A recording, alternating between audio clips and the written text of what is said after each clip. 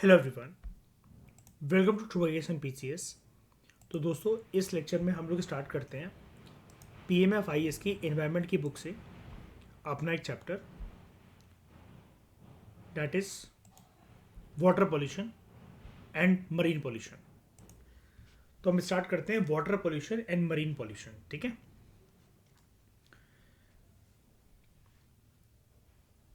तो सबसे पहले हम लोग मीनिंग जानते हैं कि वाटर पोल्यूशन का मतलब क्या होता है। ठीक है, वाटर पोल्यूशन क्या होता है, यानी कि एक तरीके से जो पानी है वो साफ नहीं रहा है, पानी के अंदर कुछ ना कुछ पॉल्यूटेंट्स जो है वो मिक्स हो गए हैं। पानी के अंदर अगर पॉल्यूटेंट्स अगर मिक्स हो गए हैं या पानी स्वच्छ नहीं रहा है, साफ नहीं रहा है, तो इससे खतरा क्या मैं ऐसा मान सकता हूं, एक तो ह्यूमंस को होगा डेफिनेटली, हाँ या ना। दूसरा, वो खतरा मरीन ऑर्गेनिजम्स को भी होगा।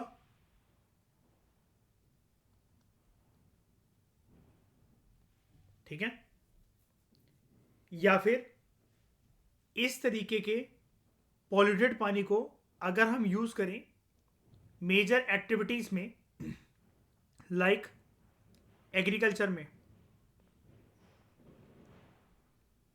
तो इससे जो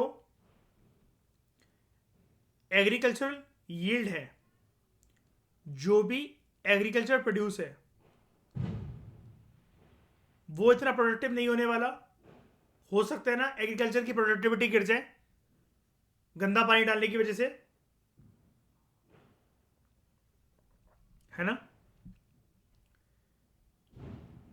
इससे एक चीज और हो सकती है श्रेया, जिसको हम जानते हैं ना, बायो मैग्निफिकेशन है, बायो एक्यूमुलेशन। अगर मरीन ऑर्गेनिजम्स ऐसे अस्वच्छ पानी को, ऐसे मतलब गंदे पानी में, पॉल्यूटेड पानी में रह रहे हैं, और मान लो हमने एक चीज पढ़ी थी अभी कुछ टाइम पहले, ये है एक अपना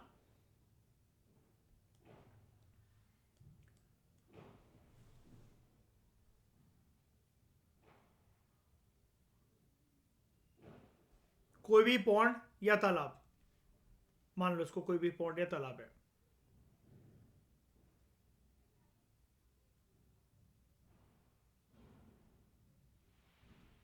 बगल में ये डायग्राम जितने भी मैं बनाता हूँ ना, इंपॉर्टेंट होते हैं। ठीक है, साइड में बना लिया करो, उससे अंडरस्टैंडिंग जरूर बढ़ेगी। ठीक है, बगल में कोई एक इंडस्ट्रियल सेटअप है,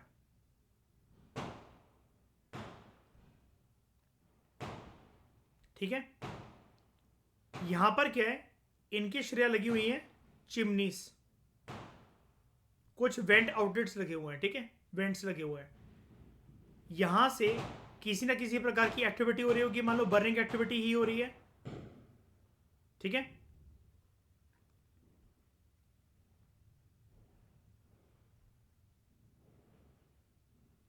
ओके। अब ये एक प्रकार से क्या मैं कह सकता हूं, ये हो सकता है फ्लाई ऐश हो, हाँ या ना। या फिर जिसकी ब्रॉडर कैटेगरी होती है, हम क्या इसको ऐसा कह सकते हैं, क्या ये कोल ऐश है। अब इसके अंदर कुछ ऐसे मेटल्स हैं, इसके अंदर कुछ ऐसे मेटल्स हैं, लगभग कितने श्रेया नंबर में मयूर, 19, जो कि काफी ज्यादा टॉक्सिक है।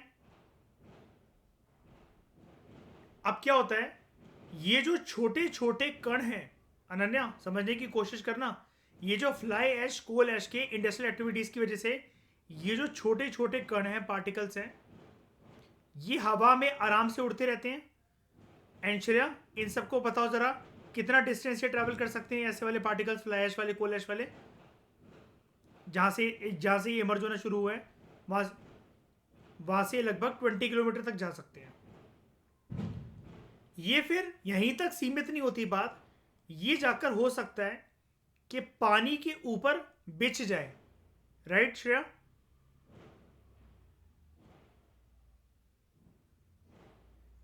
पानी के ऊपर बिछ जाए,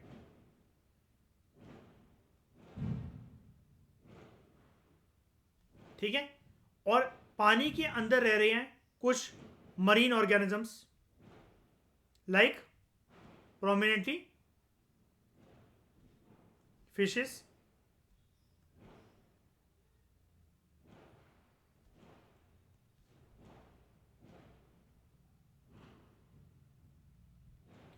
अब वो जब यहां पर ऐसे वातावरण के अंदर रह रही हैं पानी के अंदर, ये टॉक्सिक मेटल्स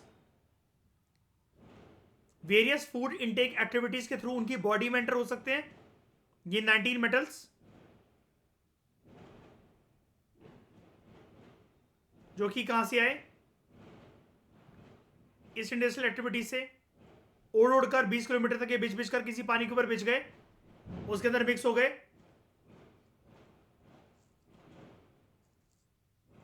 हो सकता है ऐसा। अब इंसान क्या करेंगे?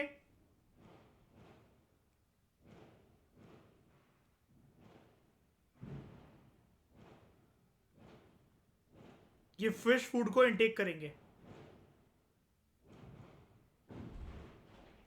ठीक है। और जो टॉक्सिक एलिमेंट्स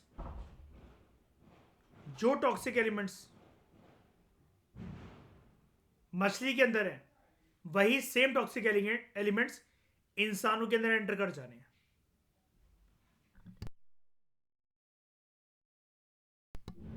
तो इस प्रकार से ये ह्यूमन फूड चेन को भी प्रभावित कर सकता है, ये वाटर पोल्यूशन या मरीन पोल्यूशन। इसकी वजह से इंडस्ट्रियल एक्टिविटीज मतलब ऐसे भी हो सकता है, तो मैंने आपको उड़ने वाला बताया, साइड में हम इसके एक और वेंट लगा देते हैं कुछ इस प्रकार से। बगल में कोई पानी का सोर्स है और यहां से क्या है, जो पानी है वो जा रहा है, लेकिन कैसा पानी जा रहा है? गंदा पानी जा रहा है, ठीक है। अगेन उसमें भी टॉक्सिसिटी होगी, टॉक्सिक मेटल्स होंगे, एलिमेंट्स होंगे, जिसकी वजह से मरीन लाइफ अगेन प्रभावित होगी। और ह्यूमंस जब ऐसे जीव जंतुओं को खाएंगे, ठीक है, सी फूड बेसिकली वो इनटेक करेंगे, या फिर ऐसे किसी सोर्स का, ये हो सकता है कॉमन तालाब हो जहां पर लोग रह रहे हो और वो इसी का पानी पीते हो।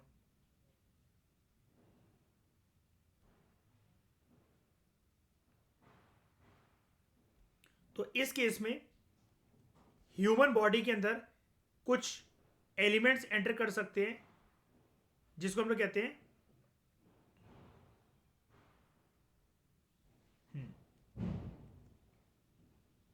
Cancerous elements. ये प्रॉपर नेम हम लिख देते हैं यहां पर।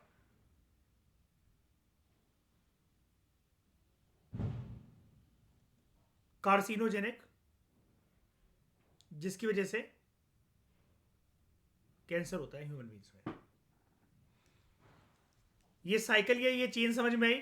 आप में से बहुत सारे लोगों के लिए पुरानी है ये सब बातें, बहुत सारे लोगों के लिए नहीं है। क्लियर हुआ? कोई दिक्कत? ठीक है। अनन्या समझ में आ गया ना?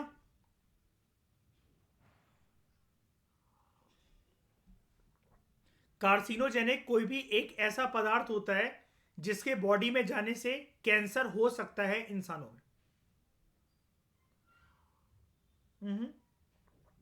कोई एक चीज ऐसी होती है जो कि एक्टिवेट कर सकता है कैंसर को, ठीक है। उस चीज को हम लोग कहते हैं उसके कैटलिस्टिक बिहेवियर। कैटलिस्टिक तो चलो ठीक है, फास्ट हो गया, लेकिन उसके बिहेवियर को हम लोग कहते हैं कि it is carrying carcinogenic activity या फिर carcinogenic behaviour when enters a particular organisms body. जिसकी वजह से इसका जो फॉर्म है वो हमें कैंसर की फॉर्म में देखने को मिल सकता है। अब एक बात बताओ, गंदे तालाब में जहां पर इस प्रकार की टॉक्सिसिटी हो, उसकी मछली खाओगे तो हेल्थ तो ठीक नहीं रहने वाली ना, है ना? ये चीज है।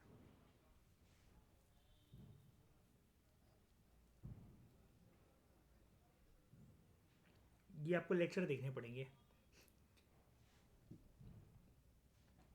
मैग्निफिकेशन के अंदर आपको देखो, वो बढ़ता रहता है हर एक सक्सेसिव स्टेज में।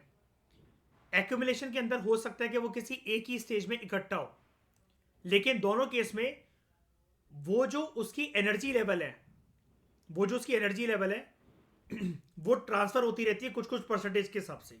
एनर्जी रूल कितना कहता है, हर एक सक्सेसिव स्टेज में कितना परसेंटेज ट्रांसफर होता है? 10%।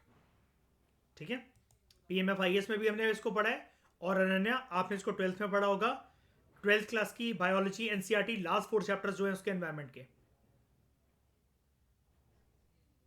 इकोलॉजी वाले, है ना?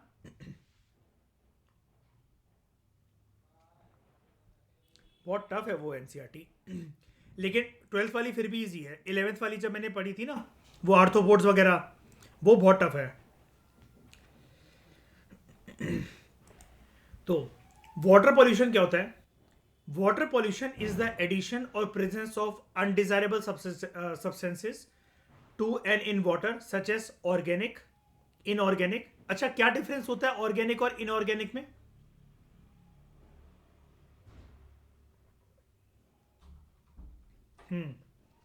बेसिकली ऑर्गेनिक चीज का बेस होता है which is concern with life, right Shreya? है ना?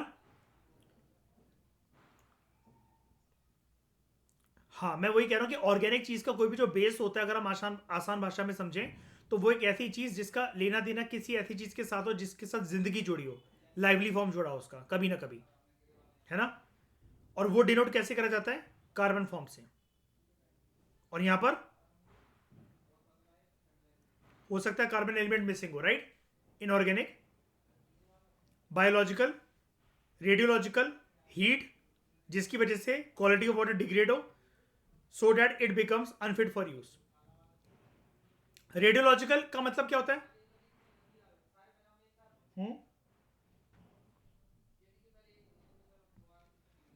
यस, वो बेसिकली किसी ना किसी प्रकार की रेडिएशन एमिट कर रहा है। ठीक है, जैसे मैं आपको एक चीज बताता हूं, ये अनडिजायरेबल सब्सटेंस रेडियोलॉजिकल कैसे होगा? जैसे एक जो कॉमन चीज है आजकल के समय में जिसका ठिकाना लगाना बहुत मुश्किल है श्रेया, वो क्या है? हम उन डिवाइसेस को यूज करके थ्रो करते तो वो रेडिएशन एमिट करते चले जाएंगे,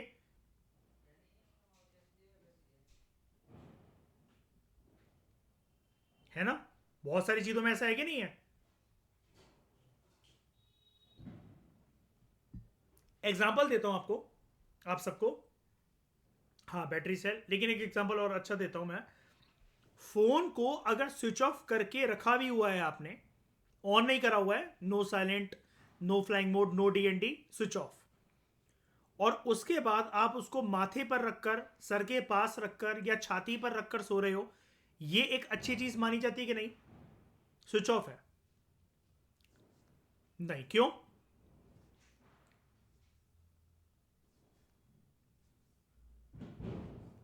वो एमिट होती हैं, हो सकती हैं वहां से। सिमिलरली ये जो टावर्स होते हैं नेटवर्क के लिए, जिससे हमारा फोन जो है वो सिग्नल जो है वो पकड़ता है, ठीक है, ये अच्छे माने जाते हैं? नहीं। इवन हमारे मोबाइल यूज की वजह से, आपने ये एक फैक्चुअल चीज सुनी होगी, पढ़ी होगी और देखी होगी। आपने शाहरुख खान काजोल की एक मूवी देखी है, माई नेम इज खान? वो काजोल को मना करता है कि सेलफोन यूज मत करो, क्यों? क्या क्या रिकमेंडेशन होती है उसकी?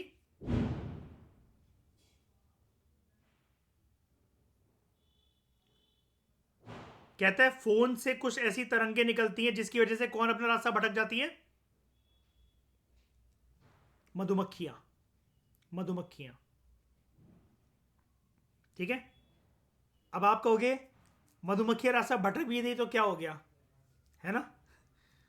तो यार जैसे आपका काम इंपॉर्टेंट है, उनका काम भी इंपॉर्टेंट है। बहुत दूर दराज से दूर दूर के फूलों को चुन चुन कर वो नेक्टर कलेक्ट करती हैं और फिर शहद बनाती हैं। ठीक है, ये शाहरुख खान बोलता है उस मूवी में, काजोल को समझाता है कि फ़ोन यूज़ मत करो, माई नेम इज़ खान। ठीक है, तो natural sources of pollution of water are soil erosion. Soil erosion से वाटर पॉल्यूशन कैसे हो सकता है श्रेया?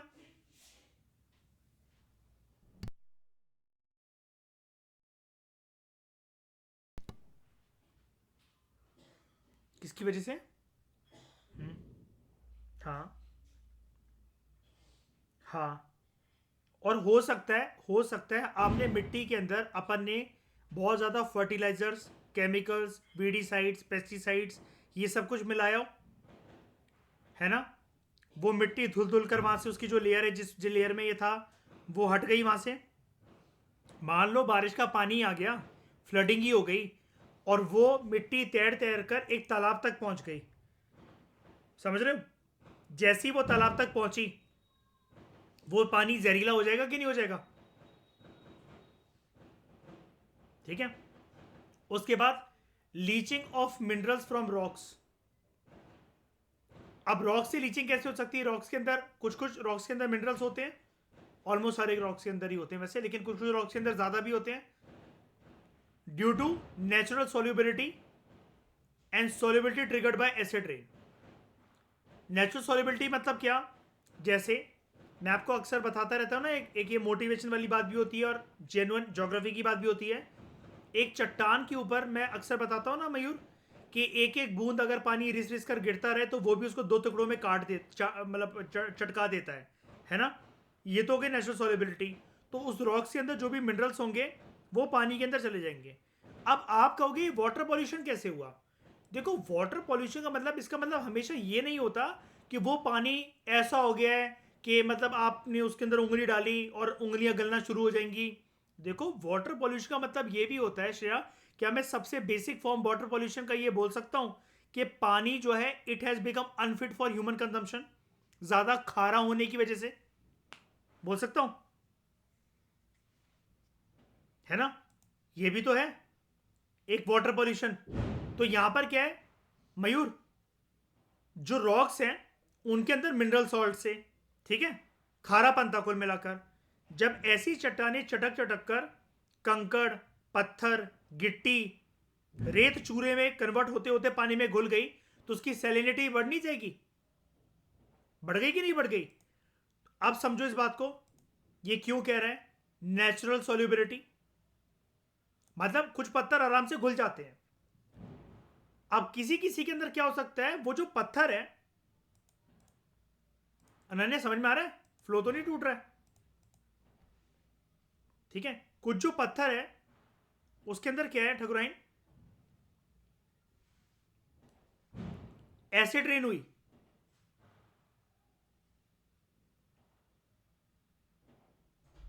बारिश हुई, हवा में पॉल्यूशन इतना ज्यादा था कि पानी ऊपर से प्योर फॉर्म के अंदर उस बादल के कंडेंसेशन प्रोसेस से होते हुए नीचे गिर रहा था, लेकिन वो पानी धरती तक आते आते जहरीला बन गया। आई होप मुझे आप में से किसी को भी एसिड रेन बताने की वो नहीं है, जरूरत नहीं है, क्योंकि ऑलरेडी हम इसको ज्योग्राफी, PMFIS के लेक्चर्स में, साइंस में बहुत सारी जगह पर कवर कर चुके हैं।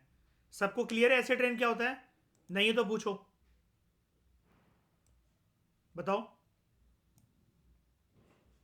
क्लियर है ना?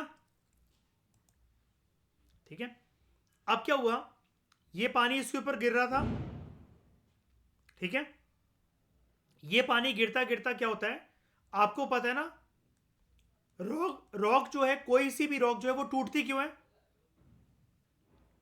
उसके अंदर कुछ ना कुछ स्पेसिंग अवेलेबल होती है, राइट? है ना? अब मान लो ये जो चट्टान है, इसका थोड़ा सा एरियल वर्जन, मतलब थोड़ा सा जूम वर्जन हम देखते हैं। इसके अंदर ये जगह थी,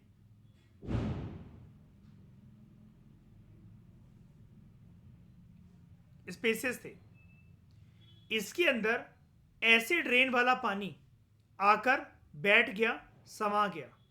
ठीक है, जूम करके समझते हैं चीज को।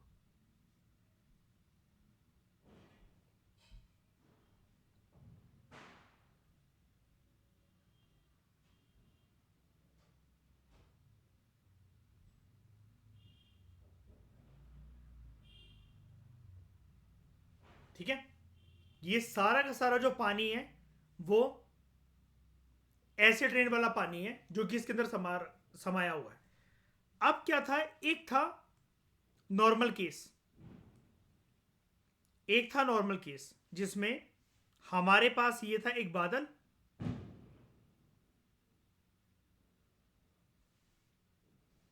ये थी हमारे पास एक रॉक या चट्टान,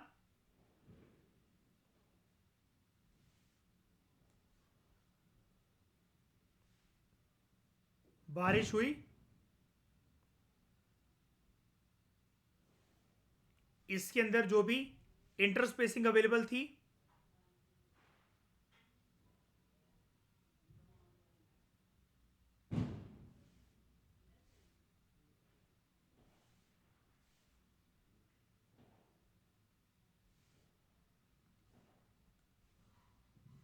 तो इसमें यहां क्या हुआ,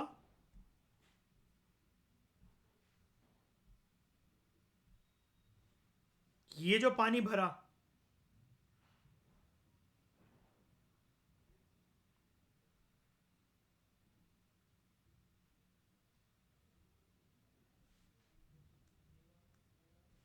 ये इसके अंदर भरा विदाउट एसिड रेन वाला पानी, लेकिन ये अपना हो गया के से, ये अपना मान लो केस बी। ठीक है, ये है यहां पर एक कॉमन तालाब का सोर्स।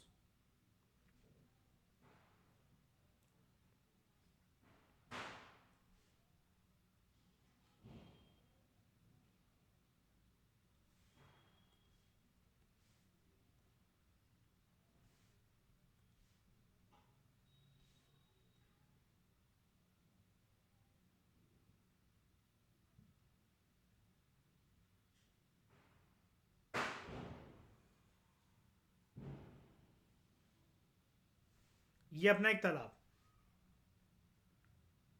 ठीक है, अभी इसके अंदर कोई भी चीज मिक्स नहीं है, नेचुरल फॉर्म में है। अब ये जो पत्थर है, जो रॉक है, नेचुरल तरीके से ये भी सॉल्यूबल है, वो भी सॉल्यूबल है, लेकिन ये वाला है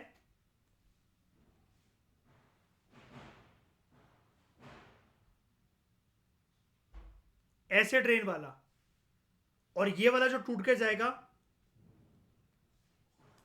ये वाला जो नीचे वाला जो टूट के जाएगा वो जाएगा एक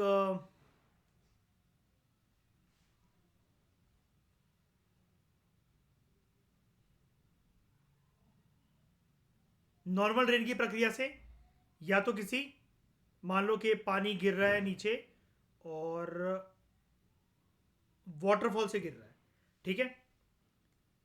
अब यहां पर जब मुझे बताना, अगर मैं यहां पर केस ए वाले पत्थर को ला दूं,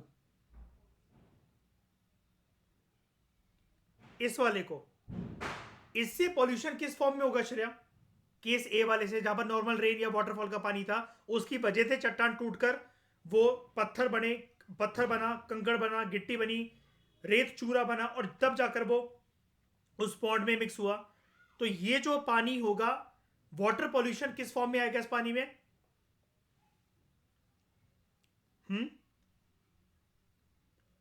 इसका सिर्फ, इसकी सिर्फ सैलिनिटी बढ़ेगी, सिर्फ सैलिनिटी बढ़ेगी। लेकिन अगर मैं बात करूं केस बी वाला पत्थर, अगर इस तालाब में, इस पॉन्ड में जा रहा है, अब क्या होगा? ये रॉक टूट के जा रही है, जहां पर ये जो दूसरा केस है, solubility is triggered by acid rain, अब क्या होगा?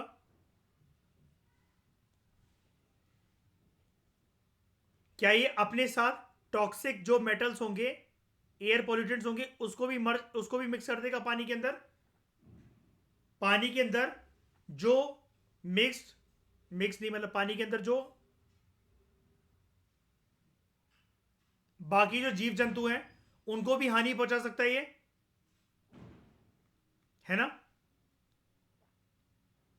ये चीज है। पहले बताओ, ये समझ में आया मैंने क्या बनाया? अनन्या, ठकुराइन, ईशा, सबको समझ में आया? प्राची,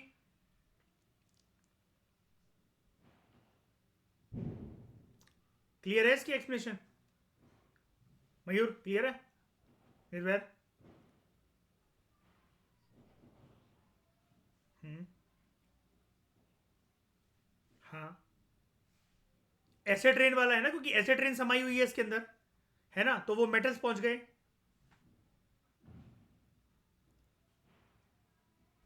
नेचुरल सॉल्युबिलिटी का मतलब ये देखो, एक नॉर्मल चट्टान जो है उसके ऊपर प्योर फॉर्म से कोई भी पानी गिर रहा है, वाटरफॉल का पानी गिर रहा है या अच्छी बारिश वाला पानी गिर रहा है अनन्या, तो वो भी, उसका भी टूटना तय है, वो भी तो टूटेगा ना।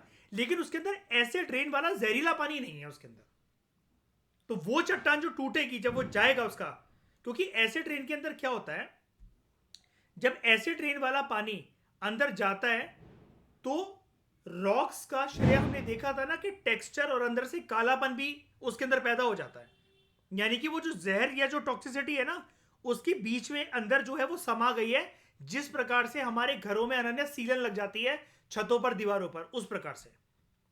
ठीक है, यहां पर क्या, जो नॉर्मल केस में रॉक जो टूटेगी ना, नॉर्मल बारिश के पानी से या फिर वाटर वॉल से जिसके अंदर टॉक्सिसिटी नहीं है, कोई एसिड रेन नहीं है, वहां पर भी सीलन आएगी। उसके बाद कुछ सालों के बाद वो पत्थर जो है वो, जो टुकड़ा है वो चटक जाएगा। दोनों केस में ये होगा, लेकिन इस केस में, केस बी में, पानी जो है अंदर चट्टान के अंदर वो जहरीला है, क्योंकि वो एसिड रेन वाला पानी है, लेकिन यहां पर नॉर्मल रेनफॉल या फिर वाटरफॉल वाला पानी है।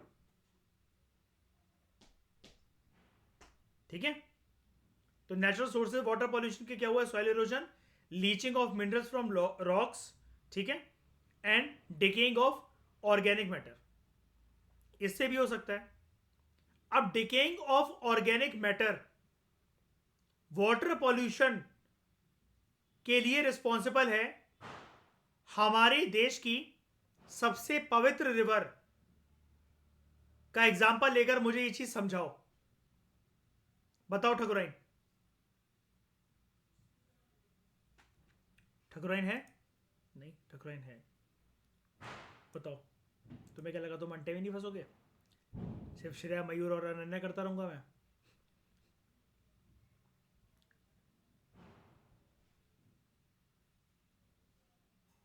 श्रेया बताओ। मैं ये पूछ रहा हूं, डिगिंग ऑफ ऑर्गेनिक मैटर जो है, गंगा नदी के साथ कनेक्ट करके इसकी केस स्टडी बताओ।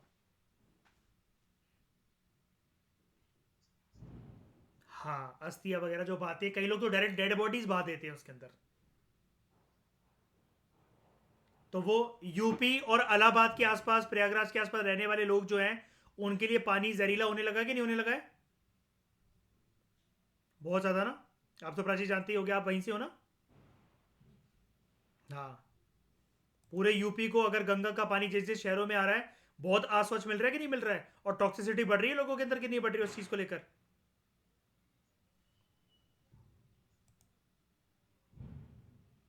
ये देखो,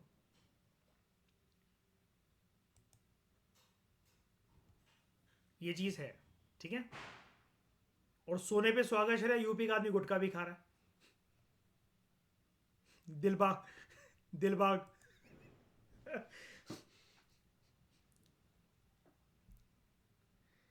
तो point and non point sources of pollution,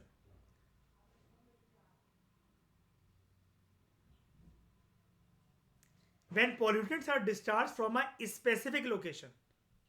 मैंने ये क्या बनाया था, ये जो सेटअप बनाया था मैंने, ये स्पेसिफिक लोकेशन है, बगल में तालाब फिक्स है कि चेंज हो जाएगा। तालाब को उठाकर हम कहीं और रख सकते हैं, एक कुएं को हम किसी एक रीजन में कहीं और खोद सकते हैं। शॉर्ट टर्म में इतना आसान पॉसिबल? कौन, तुम लग जाओगी फावड़ा लेकर? किसने बोला? हाँ, ठीक है। इतनी आसानी से नहीं होता, क्योंकि वो जो है, पानी वहां पर मिलना चाहिए, ठीक है, लोगों के आसपास होना चाहिए। अब तुम औरतों को आधे घंटे की दूरी तय करवाकर, कुछ मीलों की जर्नी तय करवाकर तुम उनको पहुंचाओगी वहां पर, तो जनता उससे खुश होगी क्या? ये सब चीजें आपको पता है ना, शरिया प्रशासन में आती है ना, कि आधे घंटे की दूरी तय करके औरतों को जाना तो नहीं पड़ रहा पानी भरने, है ना, पास होना चाहिए ना ये सब चीजें, सोर्सेस। अब मुझे एक बात बताना, may not got do so, लेकिन मयूर अगर कोई मर गया जैसे, ठीक है, और शमशान घाट 50 किलोमीटर दूर है, तो जो लोग राम नाम सत्य को बोलते हुए जाएंगे तो वो बंदा एक तो नहीं पहुंचेगा शमशान घाट तक, है ना। और भी तो लोग जलेंगे ना फिर उसके साथ, जाते जाते 50 किलोमीटर तक पहुंचते पहुंचते।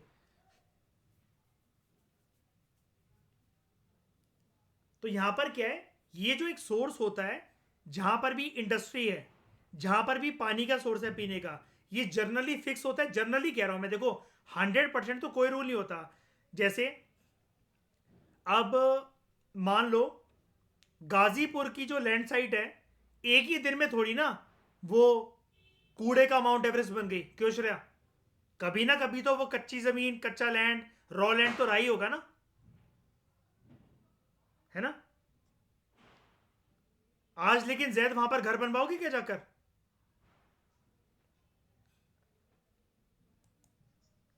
जैद सोच रहा है।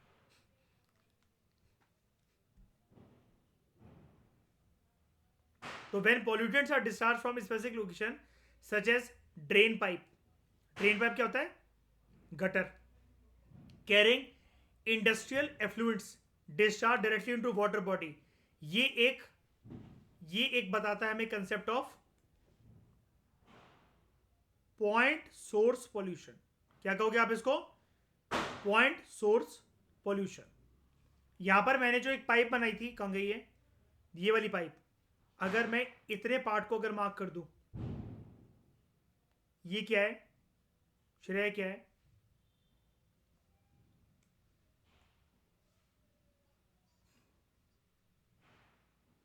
एक जगह से तो फिक्स तो जा रहा है ना मयूर, बार बार डिस्चार्ज तो हो ही रहा है ना, है ना। ऐसा तो है नहीं कि कल रुक जाएगा या सोमवार को नहीं आएगा। एक आध दिन अगर रुक भी गया तो उससे क्या है, इंडस्ट्री तो बंद नहीं हो जाएगी, ये दूसरी जगह तो अपने पाइप लगा नहीं लेंगे, है ना। तो पॉइंट सोर्स पोल्यूशन क्या हुआ श्रेया? कैसे डिफाइन करोगे इसको? कैसे समझाओगे?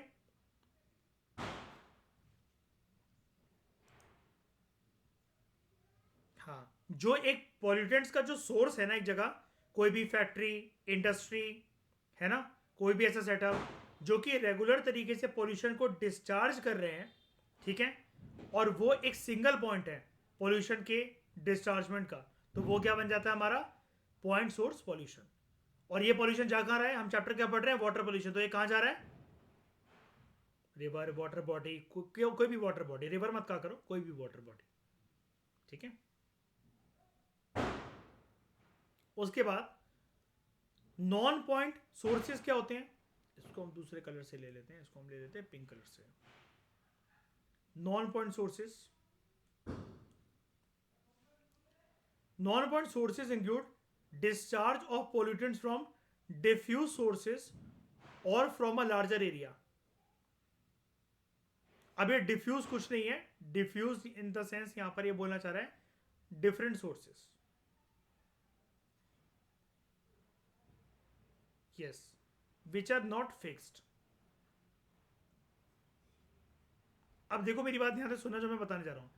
दीज आर नॉट फिक्स्ड, चलो ये हमने मान लिया ये फिक्स नहीं है, लेकिन क्या होता है, जैसे एक पर्टिकुलर पॉइंट पर जब भी ये डिस्चार्ज होंगे ना पॉल्यूटेंट्स, यहां पर क्या होते हैं, यहां पर दिक्कत क्या आती है, बिल्कुल ध्यान से सुनना मेरी बात प्लीज। यहां पर दिक्कत आती है इनके एक्यूमुलेशन की, यहां पर दिक्कत आती है इनकी एक्यूमुलेशन की। अब उस एक्यूमुलेशन के प्रोसेस में क्या होता है, मान लो किसी पूरा एक साल का आंकड़ा हम ले लेते हैं, ठीक है, 365 डेज। प्लीज मेरी बात ध्यान से सुनना, मैं नॉन पॉइंट सोर्सेज के बारे में एक बहुत इंपॉर्टेंट चीज बता रहा हूं आपको। ये लाइन क्योंकि इतनी क्लियर नहीं है कि आपको इसका मीनिंग समझा पाए, मैं आपको डिटेल में बताता हूं इसको। देखो क्या होता है, ये कह रहा है कि ये डिफरेंट सोर्सेज से हैं फ्रॉम लार्जर एरिया। अब लार्जर एरिया होना हो उससे कोई फर्क नहीं पड़ता, लेकिन अलग अलग सोर्सेज से है। तो ये पॉल्यूशन जब अलग अलग सोर्सेज से, और जो फिक्स भी नहीं है, मैंने ये भी लिख दिया कि ये फिक्स भी नहीं है, तो ये दिक्कत का विषय क्यों है? ये दिक्कत का विषय इसलिए है क्योंकि एक्यूमुलेट होता चलेगा। अब एक्यूमुलेट कैसे होता चलेगा? मान लो 365 दिन है एक साल में, ठीक है, उसमें से कुछ जो कुछ जो हफ्ते हैं वहां पर पॉल्यूशन आया सोर्स ए से, 4 वीक्स तक, ठीक है। सोर्स बी ने पॉल्यूशन करा मई, जून, अक्टूबर और दिसंबर के महीने में। सोर्स सी ने सिर्फ 2 घंटे पॉल्यूशन करा। प्लीज ध्यान से समझो इसको। सोर्स डी जो है पूरे साल में से 2 घंटे करा। सोर्स डी जो है उसने कॉन्टिन्यूसली 365 दिन पॉल्यूशन करा। सोर्स ई ने सिर्फ 1 दिन पॉल्यूशन करा। अभी सोर्स है क्या, अभी मैं उनकी बात आपको बताता हूं।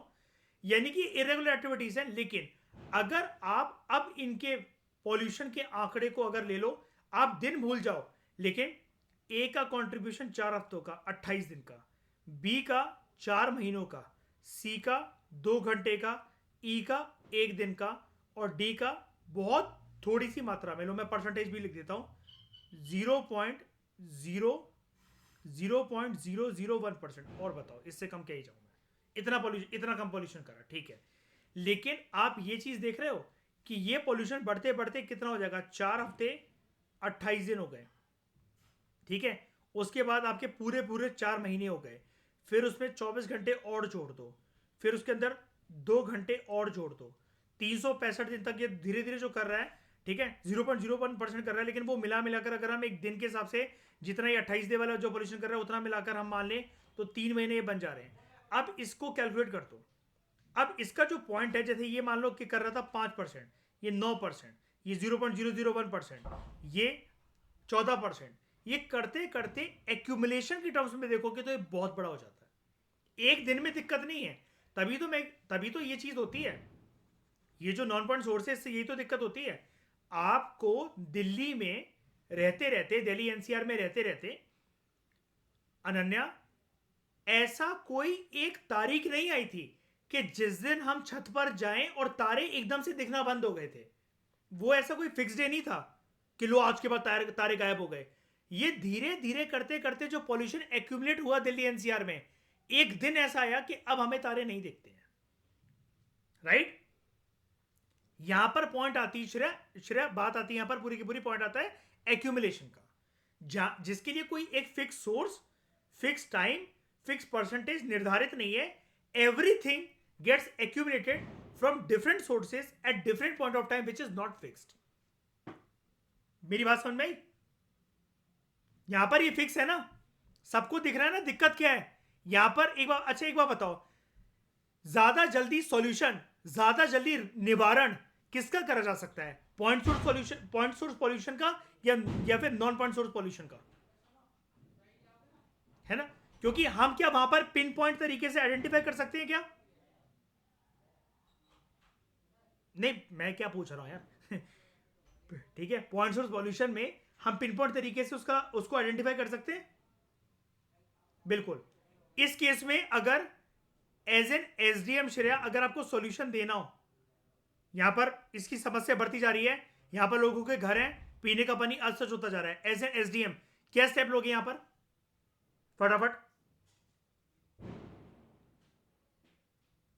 बंद करोगे सबसे पहले तो, क्योंकि देखो श्रेया बंद करना ही पड़ेगा हमें, इसका लॉस जो है वो, ठीक है, इसको सेंड करवाना ही पड़ेगा, बिकॉज यहां पर लोगों के मरने की बात आ जाएगी और हेल्थ इंफ्रास्ट्रक्चर हो सकता है हमारे डिस्ट्रिक्ट का इतना अच्छा ना हो, है ना। कार्सिनोजेनिक एलिमेंट्स बढ़ जाएंगे, maternal mortality rate, infant mortality rate बढ़ सकता है हमारे डिस्ट्रिक्ट का, बिल्कुल, है ना। लेकिन अगर कोई आपसे बोले कि ऐसी ऐसी दिक्कत है हमारे डिस्ट्रिक्ट में, जब सर्दियां आती हैं तो बुजुर्ग मरने लग जाते हैं, सांस लेने में उनको कमी होने लग जाती है, उनको कोहरे के धुंध में चोकिंग फील होने लग जाता है बिकॉज ऑफ स्मोक, तो श्रेया कोई एक सोर्स आइडेंटिफाई करके एक दिन के अंदर उसका निवारण करा जा सकता है कि इस चीज को बैन कर दो तो ये चीज ठीक हो जाएगी? नहीं ना। अब समझ गए क्या डिफरेंस है? सब कुछ समझ में आया?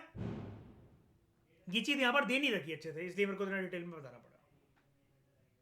मतलब ये चीज ठीक है, फैक्चुअल वे में गिवन है, एनालिसिस नहीं है इसकी। बताओ समझ में आया?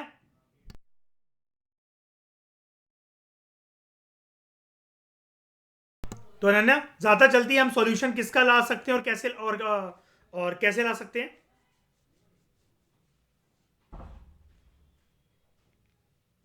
पॉइंट सोर्स का या नॉन पॉइंट सोर्स का? पॉइंट सोर्स, क्योंकि उसको आइडेंटिफाई करना पिन पॉइंट तरीके से आसान है ना? तो non point sources include discharge of pollutants from diffuse sources और from larger area such as run off from agriculture fields. ये मैं समझाता हूं। ये है अपना एक, ये है अपना एक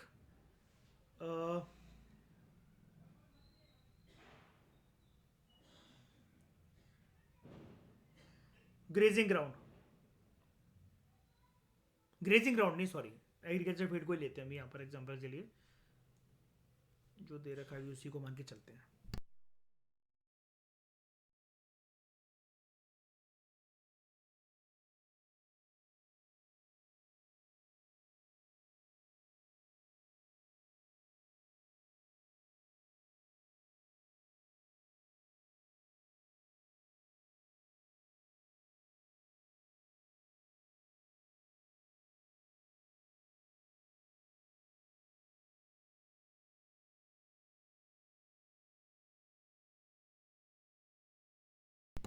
ठीक है, ये अपनी एक एग्रीकल्चर फील्ड होगी।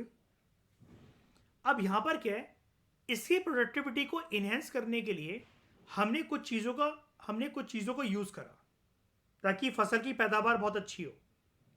मान लो हम यहाँ पर जो सीड्स हैं वो यूज़ कर रहे हैं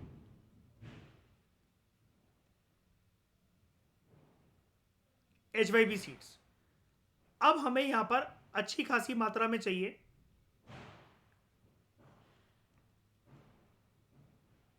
फर्टिलाइजर्स,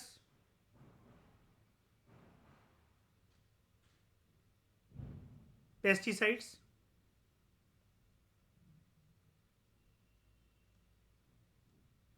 वीडीसाइड्स, और एक चीज और चाहिए पड़ती जब HYB वेराइटी ऑफ सीड्स हम यूज कर रहे हो,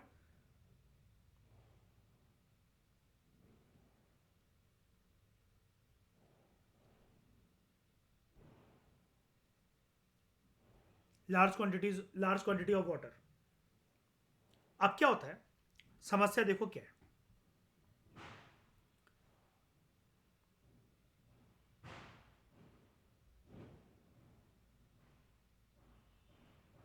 ये एक फार्मर है फ्रॉम बिहार। मान लो फॉर एग्जांपल इसके लिए HYB वेराइटी ऑफ सीड्स की जो टेक्नोलॉजी है, इसको इसका नो हाउ नहीं पता, he is not at all aware of it, कैसे क्या यूज करना है। अब मतलब सीड्स के बारे में नहीं पता, तो नो हाउ किस चीज के बारे में नहीं पता कि जो जितनी चीजें फर्टिलाइजर्स, पेस्टिसाइड, वीडीसाइड्स, ये कितनी क्वांटिटी में पटकना है। अब हो सकता है जिस क्रॉप के लिए इन सारी चीज़ों की रिक्वायरमेंट 1, 2 एंड 3 एंड 4 की रिक्वायरमेंट अगर कम हो, ये फार्मर क्या करता है, डाल देता है ज़्यादा। जिस क्रॉप्स के लिए ज़्यादा डालनी चाहिए थी, ये फार्मर इन सारी क्वांटिटीज़ को डाल देता है कम। ठीक है, अब क्या करा इसने, मान लो जहां पर जिसकी क्वांटिटी कम चाहिए थी, इस वाले केस को पकड़ो। क्रॉप में ये सी का मतलब है क्रॉप, ये मैंने बनाया बंदा फार्मर, क्वांटिटी चाहिए थी कम, इसने डाल दिया बहुत ज़्यादा चीज़ें। ठीक है, स्पेशली पानी डाल दिया और बहुत सारी चीज़ें डाल दी।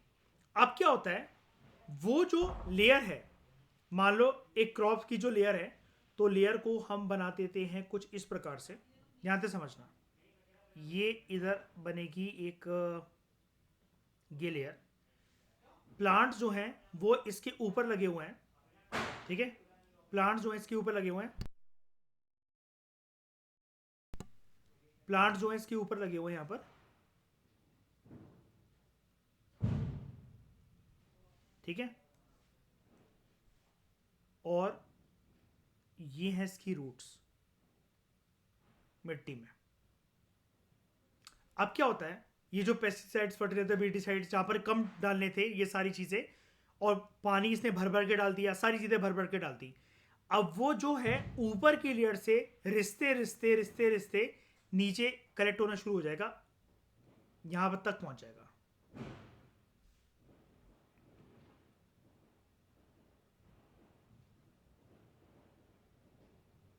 वो सोचेगा कि प्रोडक्टिविटी ऊपर की लेयर पे, जहां पर उसको प्रोडक्टिविटी चाहिए थी, इस लेयर पे ये तो ज्यादा मिल ही नहीं रही है, तो वो और ज्यादा डालेगा। उसकी वजह से होगा क्या, नीचे ये जो आ गया सारा पेस्टिसाइड्स, फर्टिलाइजर्स, वीडिसाइड्स जो भी है, इनके जो बोरियो से जो भी निकला हुआ जो पदार्थ था वो नीचे आ गया रूट्स में। इस लेवल पर आने के बाद यहां पर हमें मिलेगा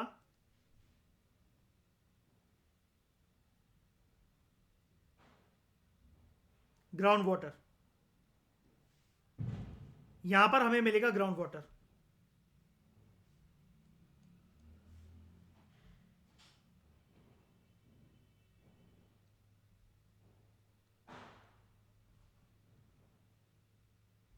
ठीक है, अब उस ग्राउंड वाटर में ये सारी जो चीजें हैं, अब इसको जूम करके देखते हैं। ठीक है, ये सारी जो चीजें हैं ये अब आ जाएंगी यहां पर। अरे,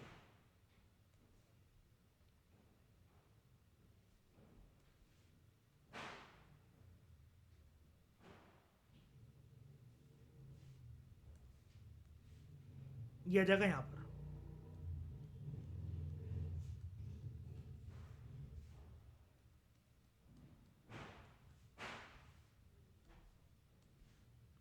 और पकड़ लो कि ये सारे नीचे आ चुके हैं।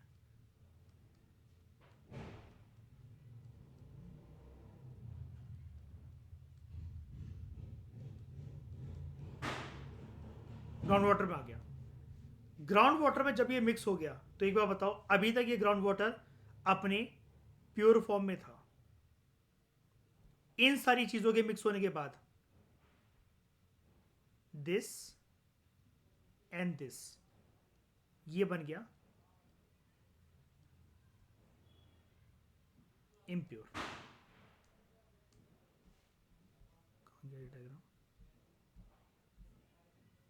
ये बन गया इम्प्योर, और यही इम्प्योरिटी तो कहलाएगी वाटर पोल्यूशन। रन ऑफ समझ में आया क्या होता है, कैसे होगा? रन ऑफ दूसरे प्रकार से भी हो सकता है, जनरली दूसरे प्रकार से भी हो सकता है। हम एक केस में क्या करते हैं, इस वाले केस में पानी नीचे रिसर्च कर नहीं गया है, रूट्स में नहीं गया है। सॉरी, पानी कह रहा हूं मैं, ये जितने भी फर्टिलाइजर, वीडिसाइड्स वगैरह है, ये सारे रिसर्च कर चीजें नीचे नहीं गई है, इसको हम ऊपर ही बनाते हैं। ये फर्टिलाइजर्स, केमिकल, वीडिसाइड्स वगैरह फार्मर जो है वो छिड़क रहा है अपनी एग्रीकल्चर फील्ड में।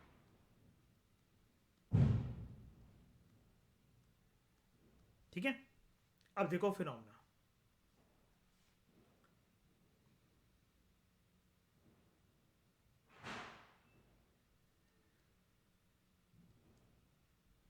रेन के गश की वजह से या तो फ्लड्स की वजह से, ये जो ऊपर एग्रीकल्चर फील्ड के ऊपर किसान ने छिड़काव करा है अलग अलग चीजों का, अलग अलग पदार्थों का, जैसे ही यहां पर बारिश बहुत तेज गति से आई, या फिर बहुत तेज गति से आने वाली बारिश की वजह से बाढ़ आई, उसकी वजह से होगा क्या, इसके ऊपर से पानी की एक लहर दौड़ेगी, और ये सब कुछ बहाकर तैराकर हो सकता है इस प्रकार के तालाब तक ले जाए, इस प्रकार के तालाब तक ले जाए, जहां पर अगेन इसके अंदर जो है, जो फर्टिलाइजर, पेस्टिसाइड्स, वीडिसाइड्स जो खेत के ऊपर बिछे हुए थे, पानी के बहाव की वजह से वो तालाब तक या किसी भी एक वाटर सोर्स तक चले गए, और वो पानी जहरीला बन गया, पॉल्यूटेड बन गया। समझ में आ गया रन ऑफ क्या होता है? हम्म किसी को कोई दिक्कत?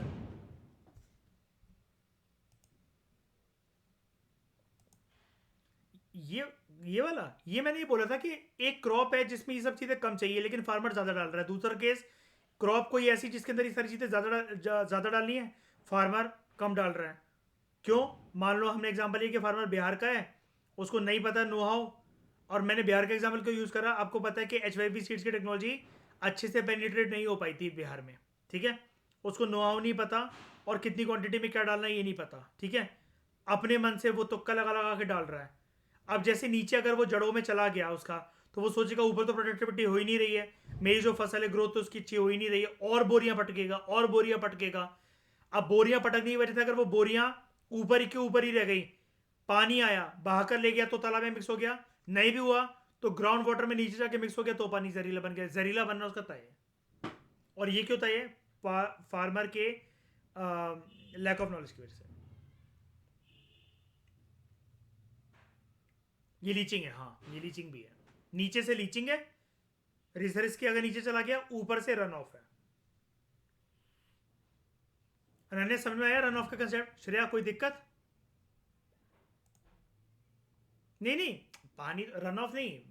देखो क्या है, रन ऑफ ना हम कोई भी चीज ऐसे कहते हैं जो चीज किसी को ऊपर से उड़ाकर ले जाए।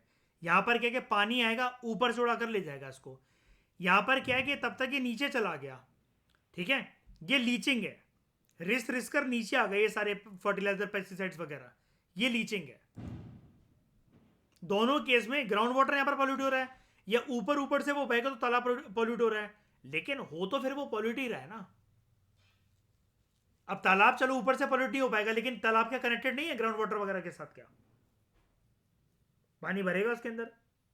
मतलब धरती की बैंड कैसे बच रखी है, ऊपर से ऐसे ड्रेन का पानी गिरेगा अगर तालाब के अंदर गिरेगा तो, नीचे से ये सारी प्रक्रिया और ये जो इंसान कर रहा है, तो ये दिक्कत है आजकल,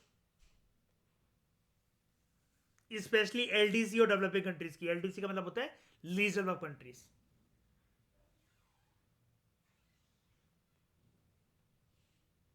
ठीक है, तो एक तो हो गया एग्रीकल्चर फील्ड से रन ऑफ, दूसरा ग्रेजिंग लैंड। मैंने शुरू में इस लैंड को जब मैं बना रहा था तो मैं आपको वो कह रहा था कि चरने वाली फील्ड, ठीक है, ग्रेजिंग लैंड। ग्रेजिंग लैंड से कैसे पॉल्यूशन होता है, कैसे हो सकता है?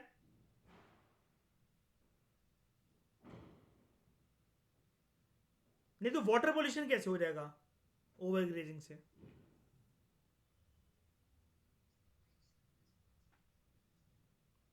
हाँ, क्या कह रहे हो जैद? एक सेकंड चुप। जैद क्या कह रहे हो? जो श्रेया ने कहा बेसिकली उसकी वजह से वो हो जाएगा ना, ये इरोजन हो जाएगा, बाइंड नहीं कर पाएंगे पार्टिकल्स इतने ज्यादा सॉइल को एक साथ, है ना। और कोई भी पदार्थ अगर उनके अंदर मिक्स होगा तो वो पानी में चला जाएगा। अगर कुछ भी मिक्स नहीं भी है, जाकर सैलिनिटी तो बढ़ा ही देगा वो पानी की, नहीं? मिट्टी अगर हम डालते रहे पानी के अंदर तो सैलिनिटी नहीं बढ़ जाएगी?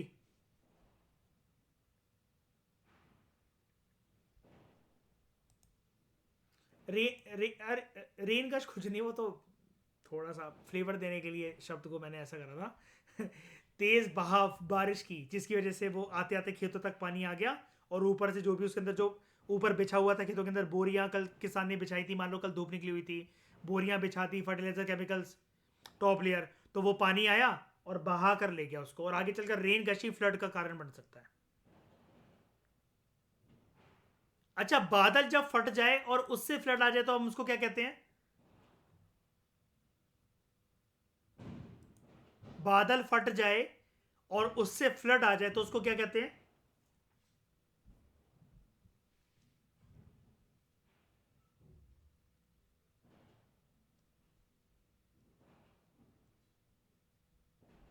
Flash floods.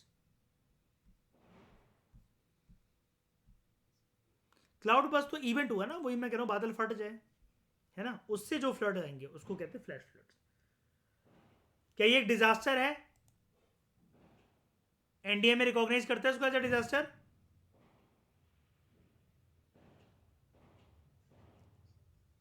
है, क्लाउड बस को रिकॉग्नाइज करते हैं एनडीए में डिजास्टर?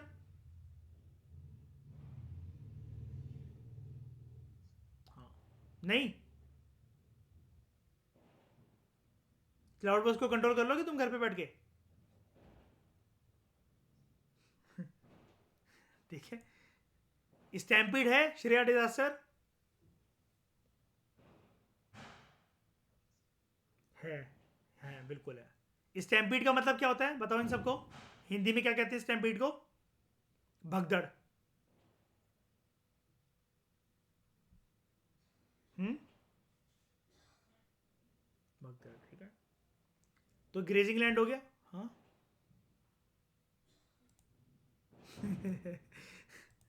जानवरों की जो इंसानों की है, एनडीएमए लेकिन बदकिस्मती से इंसानों वाली भगदड़ को रिकॉग्नाइज करता है एज अ डिजास्टर। ठीक है, उसके बाद कंस्ट्रक्शन साइट्स। कंस्ट्रक्शन साइट्स मतलब क्या? वहां पर क्या दिक्कत है?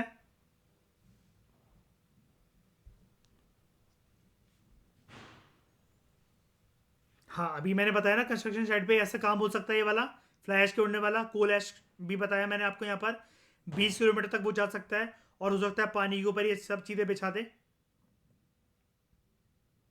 है ना। अब काम आ रहा है साइंस एंड टेक्नोलॉजी वाला चैप्टर वो। ठीक है, इसलिए मैंने इन सब चैप्टर्स को भी होल्ड करके रखा हुआ था बड़े टाइम से, मैं एकदम से इन पे आना नहीं चाह रहा था।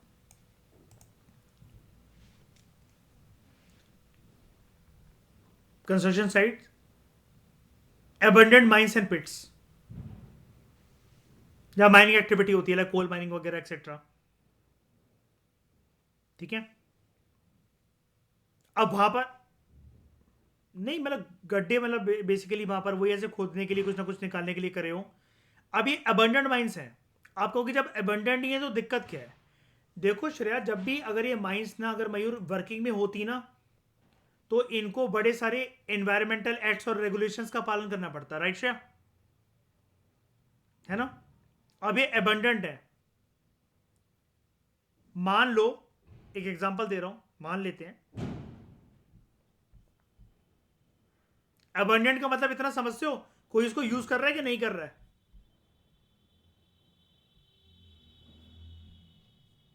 नहीं कर रहा ना। अब मान लेते हैं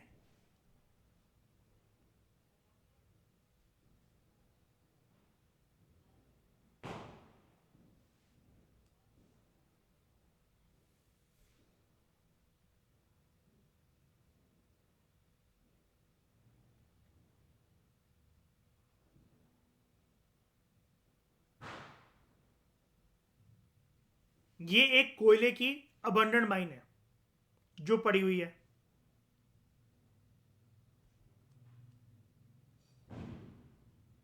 कोल कंट्रोलर ऑर्गेनाइजेशन का हेडक्वार्टर कहां पर है श्रेया? सीसीओ का? शाबाश, ब्रिलियंट।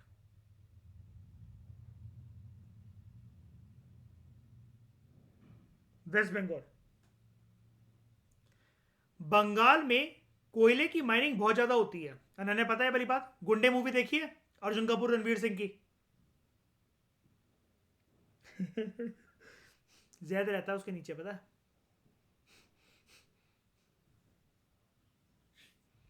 क्या बंगाल में नहीं होती माइनिंग कोयले की? हाँ, होड़ा ब्रिज वो वैसे ही कह रहा है, समझ, भावनाओं को समझो यार। मछली जब भी वर्ड है तो समझ जाओ तुम्हारी बात हो रही है बंगालियों की, ठीक है? भावनाओं को समझा करो। तुम भी करते हो जादू टोना?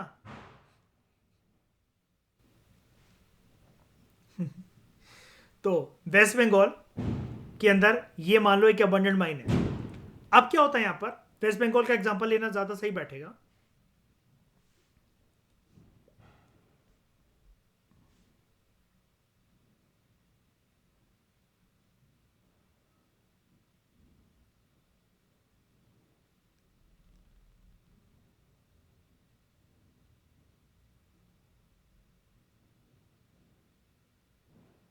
ठीक है, धीरे धीरे करके हैंडी हो जाओगे डायग्राम बनाने में सब लोग। अनन्या, इंडिया लग रहा है कि नहीं लग रहा है? बस लगना चाहिए, ठीक है, चाहे थोड़ा बहुत, चाहे ज़्यादा, चाहे कम, ठीक है। अब हम बंगाल का एरिया यहाँ पर मार्क कर लेते हैं सर।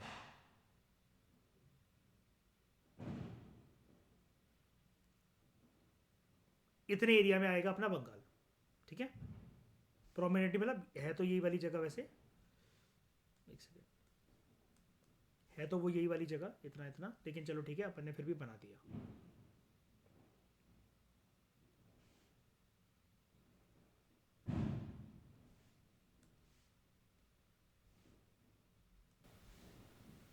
ठीक है, अब यहां पर क्या है, आप सभी लोग जानते हो इस जगह पर इतने हिस्से पर है पानी।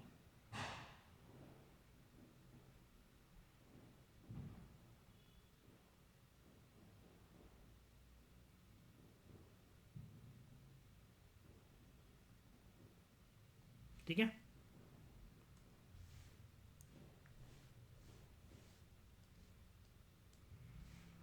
अब यहां पर अगर कोई भी चीज होती है, मान लो ये है, मान क्या लो ये तो है ही, मैं अब आपको प्रॉपर तरीके से समझा रहा हूँ, बिल्कुल बेसिक। मैं चाहूँ तो एक लाइन में खत्म करके आपको बता दूँ एम्बर्टेड मैन का कंसेप्ट के पॉल्यूशन कैसे होगा। प्रॉपर जेन्युइन वे में बता रहा हूँ, जो कि इंसिडेंट ऐसे हुए हैं लास्ट एक डिकेड में। ठीक है, बे ऑफ बंगाल है, यहां पर आपको पता है पानी के अंदर अगर श्रेया कोई भी ऐसी प्रक्रिया अगर उत्पन्न हो जिसमें पानी के अंदर एक वर्ड यूज हो रहा है कि पानी की एक सेंट्रल आई बन गई है, तो बताओ क्या बनने वाला है श्रेया, क्या इमर्ज होने वाला है? क्या बात है, साइक्लोन। ठीक है, इसकी हवा और पानी का बहाव क्या लैंड तक जाएगा? सेंट्रल ये मेन लैंड तक जाएगा, ये गया। अब ये जो अबंडेंट माइन है, सेम हम यहां पर बना देते हैं, ये अबंडेंट माइन बंगाल में है यहां पर।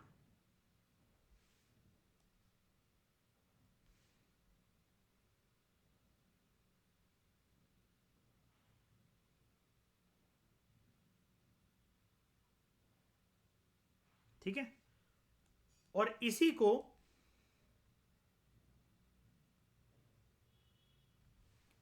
को हम लोग जूम करके यहां देख रहे हैं। ठीक है, प्रॉपर हो गया। अब क्या है, ये एक खड्डा था, जो कि अब क्या हो रहा है, इस प्रकार की हवा और पानी की वजह से, जो कि यहां पर बारिश लेकर आएगी, उसकी वजह से ये भर रहा है।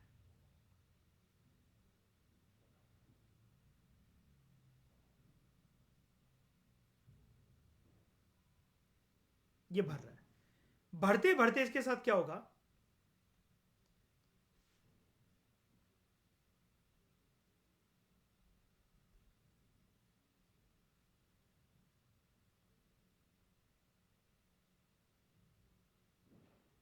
वाटर बाहर की तरफ फ्लो होगा, पूरा गड्ढा भर भर के पानी बाहर की तरफ रिस रिस कराने लगा। अब जब ये पानी बाहर आ रहा है, अब ये पानी कुछ ऐसा है जो कि अपने साथ, कोयले की माइन थी ना, एबंडेंट माइन थी, तो यहां पर अपने साथ बड़े सारे टॉक्सिक एलिमेंट्स और कार्बन पार्टिकल्स को लेकर बाहर आ रहा है, जो कि इसने माइन के अंदर से उठाई।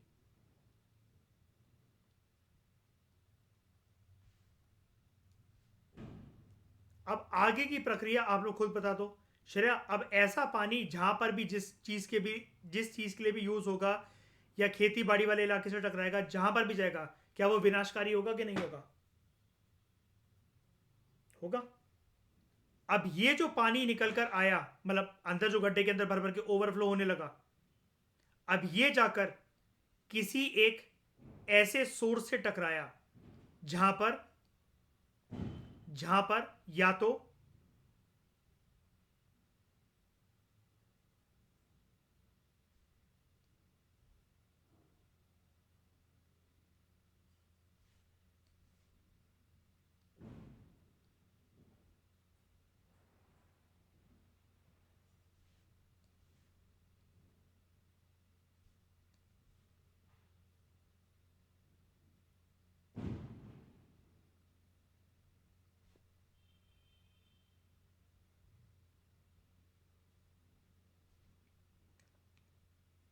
मुझे डायग्राम ना थोड़े से प्रॉपर बनाना पसंद है, इसलिए इतनी कलाकारी दिखा रहा हूँ मैं।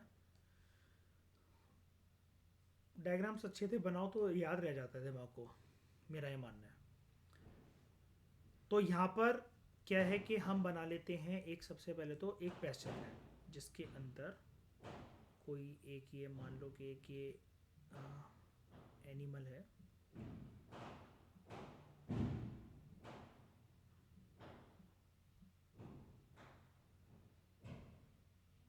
ठीक है, और ये इसके चरने की ज़मीन है। दूसरे केस में हम बना लेते हैं यहाँ पर एक एग्रीकल्चर फील्ड,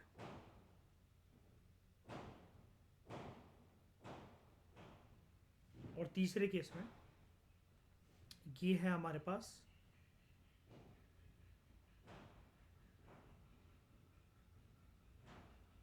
एक नॉर्मल एक्वाटिक सिस्टम। तीनों ही केस में अगर ये जो पानी है सोर्स 1 के पास जाए, सोर्स 2 के पास जाए, या सोर्स 3 के पास जाए, तो बताओ ये तीनों चीज़ों को दूषित प्रभावित करेगा कि नहीं करेगा, और वो भी बहुत ज़्यादा डिटेरियोरेटिंग इफेक्ट्स के साथ।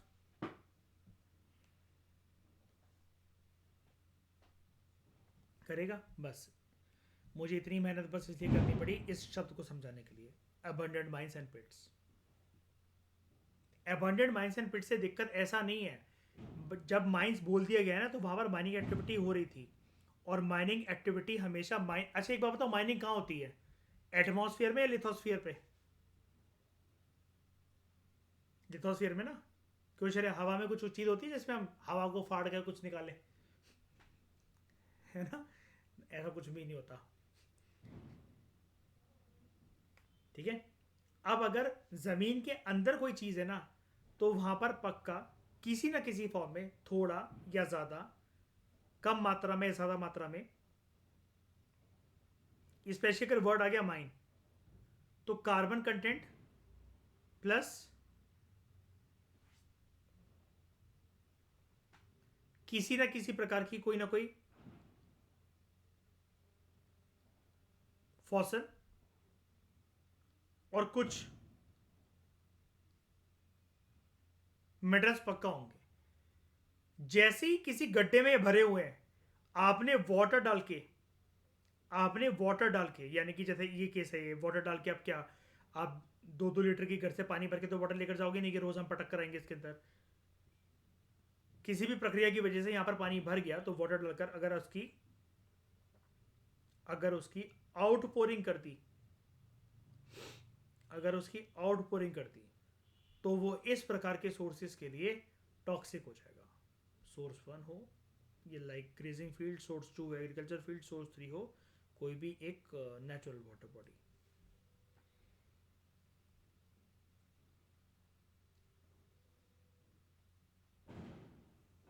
क्लियर है?